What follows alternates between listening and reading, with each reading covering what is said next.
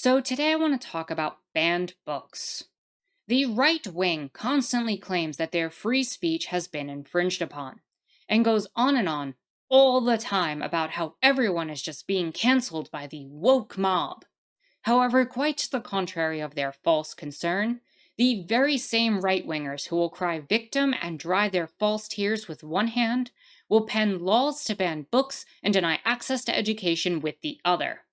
Whereas Ted Cruz creates false culture war topics talking about how the left is coming for Dr. Seuss, his very own state of Texas has banned more books than any other state in the United States. This bait and switch is an old and tired tactic of conservatism and fascism, one that points the finger at others for the exact tactics that they employ. And unfortunately, this keeps working on segments of the population who prioritize white Christian nationalism and all of the bigotry that entails, where they silence the stories of those who even look or act remotely different from them. The proof is in the list of books that they have all chosen to ban. Almost all of the books reflect the stories of those who are oppressed in our society. In fact, when we look at the statistical data, we find that of the titles that have been banned between July of 2021 and June of 2022, we find that 41% contain LGBTQ themes, protagonist, or prominent secondary characters, and 40% contain protagonist or prominent secondary characters of color. When we go through the list, we also find that 21% directly address issues of race and racism. 22% contain sexual content of varying kind, including novels with some level of description of sexual experiences of teenagers, stories about teen pregnancies, sexual assault and abortion, as well as informational books about puberty, sex, or relationships. They don't want anybody knowing about LGBTQ issues. They don't want people to know about race and racism and all of the issues that are involved there. They do not want people to be aware of what sexual assault looks like and the stories that are involved in it and how people can see themselves in these stories. No, they would much rather ban these books, including 64 titles, 4%, which include characters and stories that reflect religious minorities such as Jewish, Muslim, and other faith traditions. In fact, when we look more into this, we find that the groups that are challenging all of these books and the tactics that they employ is swarming school boards, demanding newfangled rating systems for libraries, using inflammatory languages about grooming and pornography, basically all the culture war stuff, and even filing criminal complaints against school officials, teachers, and librarians.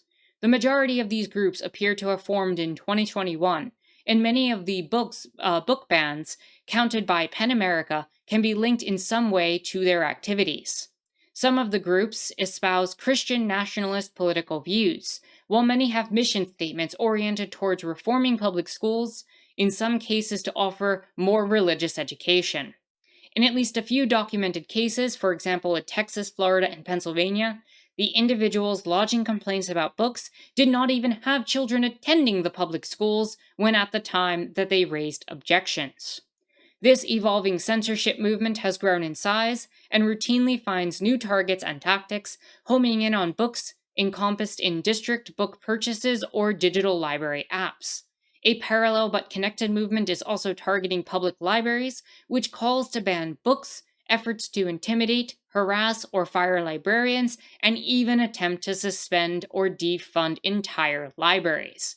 And this isn't the first time that I've covered this in this channel. There have been situations where conservatives have tried to take over library boards to change which books were allowed into the library themselves. Now, we can see this even further when we go into the banned book list in Texas. We see books here like Black Lives Matter from Hashtag to the Streets, or books Racial Justice in America, Topics for Change. As we go through all of this list, and you can pause on the screen to look through them, you get books talking about Jane Against the World, Roe v. Wade and the Fight for Reproductive Rights, Rainbow Revolutionaries, 50 plus LGBTQ plus people who made history. We get books, The Fight for LGBTQ Rights, The New Jim Crow. This book is anti-racist, 20 lessons on how to wake up, take action, and do work. As you go through this list, you find books on LGBT families, and you start to see the connections, what all of these have to do with the reality and the world that Christian nationalists want to create. One where these stories are removed from circulation. An African American and Latinx history of the United States. There's one for the indigenous people's history of the United States. It just, you go through more and more LGBTQ rights, girl, love, sex, romance, and being you. These are stories coming out as transgender. These are stories and narratives that are meant to allow people to identify with them. They're meant to provide empathy and connections to people who maybe are a little bit different from you, or in fact, look very similar to you, and are stories that are often suppressed in our society. That's part of the oppression, these stories not being addressed. And as you go through this list, you find more and more cases where the most oppressed peoples in our society are the ones who are having their stories silenced. And, it gets to these absurd levels where even in Florida, you had a situation where they banned 28 math textbooks because it included apparently critical race theory. Like, this is absurd, the level that they go to uphold these situations. And I don't even know what would be in these books that would be considered too controversial, let alone critical race theory. But yeah, they considered these books these math textbooks too dangerous for students to look at. Meanwhile, these books should be available for students regardless of anyone's opinion. That said, even when the entirety of the United States is polled, whenever we see information on polls, it seems to indicate that the majority of people in the United States are still against banning books. In fact, according to a CBS poll, they determined that when asked, should books ever be banned for criticizing history, political ideas that disagree with you, depicting slavery or depicting race, an overwhelming percentage of people said no. 83 for criticizing US history, 85 for political ideas that disagree with you, 87 for depicting slavery, and 87 for discussing race. Yet, we find that lawmakers are still putting these laws into effect that are banning books. In fact, one of the most draconian ones is a law that is in Tennessee that uses bureaucratic tools to deny children not only access to the books that are supposedly, suddenly horrible for them, but all books in general because of the way that this has been implemented. When we look into this, we find there's a TikTok that went completely viral, and I won't show it off on here, but I will link it in the description down below so you can see it. What they determined is that teachers must catalog and title and author every single book in their classroom libraries. They have to have all the information. Some teachers have hundreds, if not thousands, of books that they have to catalog before students can touch a single one of them. That catalog then gets passed on to the school librarian, who then has to check it against the list of approved books. The librarian then lets the teacher know which of their books is not on the list. The teacher then needs to go through their books, eliminate the ones that are on the list, and take it out of the classroom. The teacher is then required to go through their library all over again, remove those books, as I mentioned, and then send a list of the current books up to some higher up, as well as put it online for parents to look at and find out if anybody disagrees with any single book that's in that library. And if they do, it needs to be removed. And we don't even know who the higher-ups are that are looking into it, and as the teacher states in this TikTok, it probably is not someone who's ever been inside of a classroom or knows what's going on. So these bureaucratic steps have made it so that children are not able to touch any of the hundreds of books that are in the back of this teacher's library simply because she hasn't had time to catalog it and can't have time to catalog it during her work hours, and therefore has to spend extra time outside of her work hours to do this thing that is mandated by the state but not given enough time to do. Now, the state of Tennessee is far from the only place that has laws like this. We can see in Florida, they have House Bill 1467, which gives more space for parental input and feedback on books and materials used in schools, including listing all the titles in classrooms and libraries. Oversight in approving materials must now go through several hoops, just like in Tennessee, creating a tremendous backlog in acquiring new and up to date, timely material.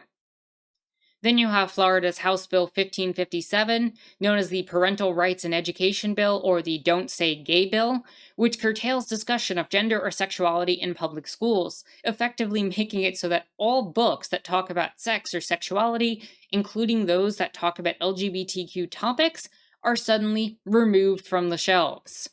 Missouri has one affected this school year, Senate Bill 775, which limits reading materials in schools, public or private. Books deemed sexually explicit are illegal. And what's determined as sexually explicit is left up to the discretion of those who made the law themselves. These are not clearly defined. However, it's worth noting that it's a misdemeanor charge if you are to violate this law, which could lead to a year in jail or $2,000 in fines. Now, House Bill 1775 bans critical race theory from classrooms, which has not only been used to remove books by and about people of color from classrooms, but is creating loopholes for politicians to seek the removal of queer books as well. And this is in Oklahoma. Meanwhile, House Bill 3702 will deeply impact the access students and adults have to online databases, including those which house ebooks.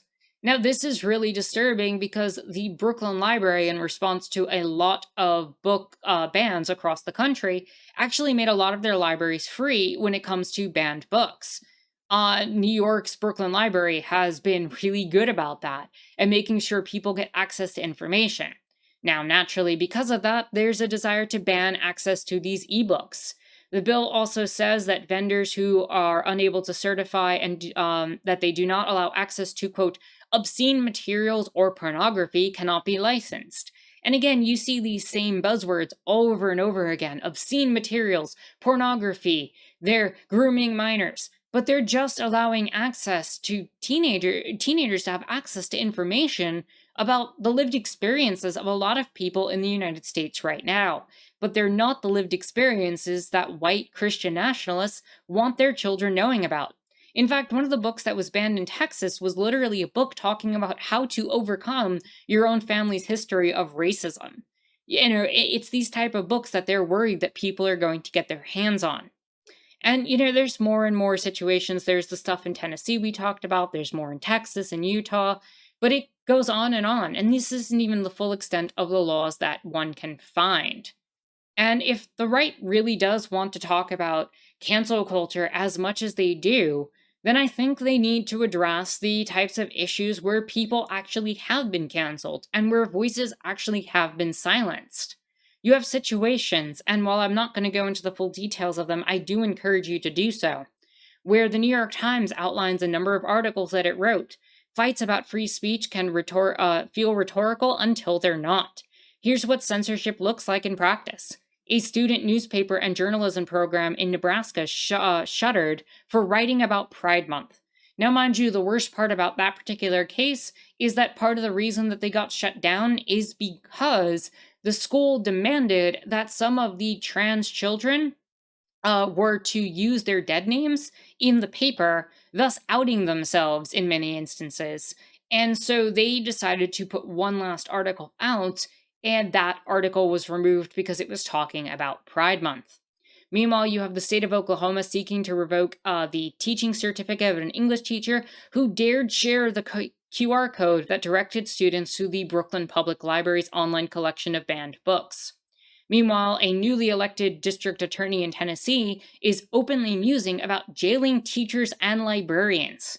That is dystopian. That is the kind of thing that you see in these very books that they're trying to ban. And that's part of it, isn't it? The fact is if you're not prepared for it, if you don't have the information, if you're not well read enough to be able to see the details of how this happens, how this transpires, the history and stories of people who have been oppressed in the past, you're subject to being ridiculed and destroyed under the same system of oppressions that they used in the past. And it'll be the same exact tactics repeated over and over. And they want that. That's exactly what they want to happen. And to talk about, openly jailing teachers and librarians, That is just the full extent of fascism coming out. Now, the fact remains that both when they pretend to be victims and when they go on the offense, these right-wing Christian nationalists are only concerned with spreading bigotry and hate while silencing all that disagree with them. They wish to reduce language down to what is acceptable to them and deny children and students of all ages access to information that could allow people to at least empathize with others, but also to learn about stories of people who are similar to them, who are outside of the mainstream white Christian nationalist narrative. This reduction of language is the exact type of authoritarianism that is called out by George Orwell in 1984, the same book that they often cite when crying about how they're no longer able to speak hate speech on social media. If they actually read the book, if they actually analyzed the text, if they actually took the time and effort to do any of that, they would understand that the point of the book was that the party limited language to the point that no one could be critical of the very state that they uphold and defend, and whose power they continue to seek to use in order to harm those oppressed in society by banning their voices. They recognize that their ideology is not one that can be sustained as long as people have a chance to openly discuss and criticize the mythologies that they hold dear. The only way for bigots to be able to continue to propagandize the youth is to shut off access to the truth and the stories of people outside of their worldview. I think it's important that we continue to call out these injustices and continue to emphasize the stories they wish to silence by eliminating these bans on banned books and advocating for stronger libraries and access to books. So with that said, if you've enjoyed what you've watched here today, consider liking the video, subscribing, and leaving a comment, as well as joining my Discord, where we have political conversations like these. If you're in a financial place to do so, and only if you're in a financial place to do so, please do consider supporting me on Patreon, especially as political content like this can often be demonetized on YouTube. The links for everything that I mentioned are in the description down below. With that said, my name is Anarchist Tara. Thank you so much for watching.